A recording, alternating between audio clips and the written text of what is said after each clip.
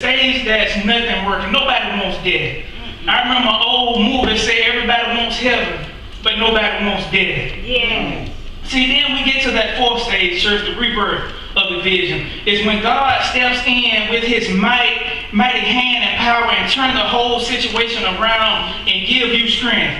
So can I say this to you, church? That third stage is the stage of despair. That's what I want to talk about for a minute. When you feel like giving up, but if you can't endure to go through this stage, you are a success. See, you have to go through it in order to get to where you want to go. I did a sermon a while back. Be careful what you ask for because you just might get it. Don't think God is just going to give you something. You got to work for it. You got to go through some stuff. My kids, I'm looking at y'all. Just don't think you're going to get what you want. Every time you ask your parents for something, what do they tell you? I think about it. Let me see. You got to get a good grade on your report card. You got to go through something to get what you want. Yeah. Come on. Amen. Amen. And if you haven't been there, you better get ready. If things starting to come easy to you right now, you think it's just handed to you, get ready. Because it's finna come. That storm finna come. So are you ready for it? So, now church, let me continue. You got to give God all praises. Yeah. Because when you fulfill your dream, it's him and only him. Yes. See, for a dream to be fulfilled, church, this is going to shock some of y'all, it first has to die. My Lord. See, if you sow a seed, that seed will first of all die. It will, yes, if you ask a farmer, and we can ask, Reverend Barber, he likes to be a farmer. It will die, then start to regenerate. If you don't want your seeds to die, then you don't want to bring forth fruits. People like Joshua, Moses, Paul saw their dreams die. Moses in front of the Red Sea, Pharaoh behind him, nowhere to run. People saying to him, we are going to die. And now someone in the congregation is asking, Bro Chris, why do we have death vision? Well, see, my brothers and sisters, there are lessons to be learned from dead visions. See, the period of the dead vision is the period of waiting on the Lord for what you don't see. The period of a dead vision is the season you keep believing in the Lord for what seems impossible. The seasons of dead visions is when you realize that you don't have any power of your own to make anything work, to make folks come to church, to make customers patronize you, to make your seeds bring forth the fruit when you want it. But what we fail to realize is God is bringing forth that fruit in his own time.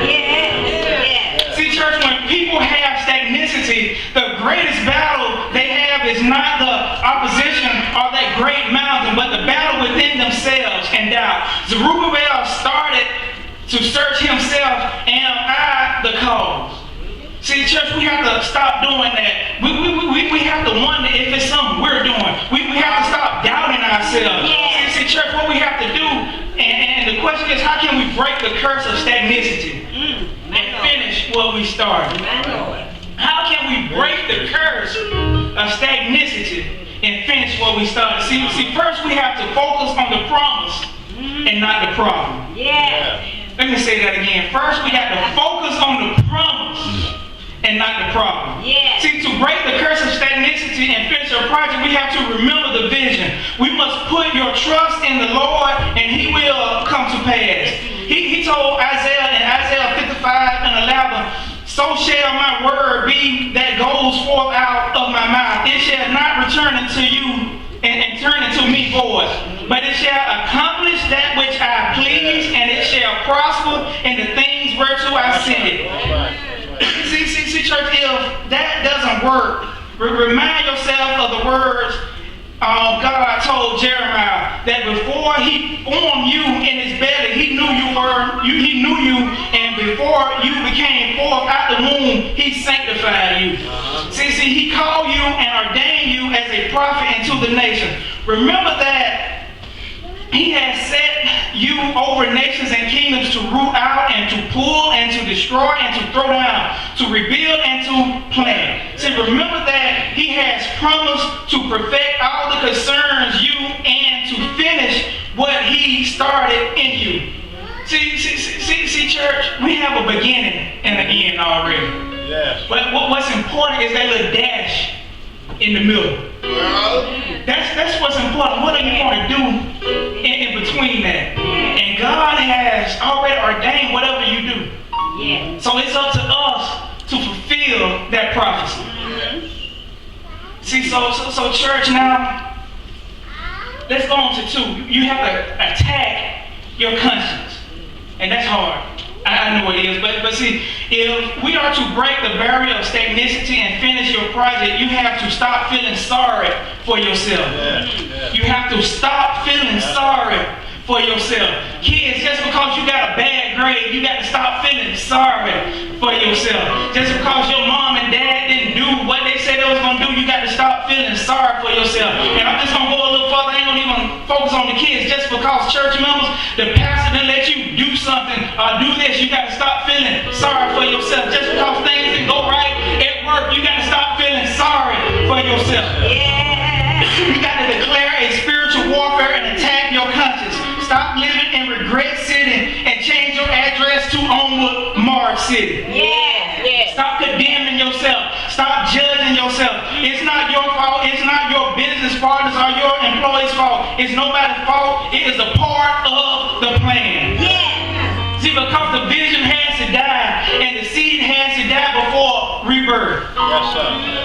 Then you got to have a positive attitude, not negative. If you have to finish what you started, you've got to have a very right attitude and not a negative one. Yeah. Live by faith and not by sight. Have a right attitude towards yourself that you can do all things through Jesus Christ that strengthens me. Yeah. Look at yourself and see who you are and who more than a conqueror. You're more than a conqueror. You are an overcomer through the blood of the Lamb, of the word of your testimony. See, for you to finish this assignment, you have to see it in the way God sees it finished. That's right, Doc. See, God is in control no matter what we think, church. You might think it's your boss, you might think it's the pastor, you might think it's the highway patrolman, you might think it's the state trooper, but it's God that's in control. And to finish your God-ordained, predetermined destiny, you have to see that God's in control. The task of the temple will be accomplished. It is not by cleverness, church. It is not by strength. It's not by religion. It's not by domination. It's not by collective strength, but by the Spirit of God. See, that did not imply that you wouldn't do your bit. Yes, you will have to do your part by putting all the efforts and taking all the steps, but success of the project will entirely depend on God's Spirit. Yes. You know, last week in Bible study, Sunday school, and I'm going to implore all y'all to come to Sunday school. But we talked about sometimes when God gives you a project, everybody wants to do a masterpiece. It wants to be perfect. But let's stop thinking about being perfect and just putting on a perfect work for God. See, when you obey Him, everything else doesn't matter. Because what you put forth, that's all He wants. He just wants you to obey Him. So that project, this church program that some of y'all I know right now got running in your head, come talk to the pastor. Put that program on. It doesn't have to be perfect. He just wants you to obey Him. Yes, sir. Amen.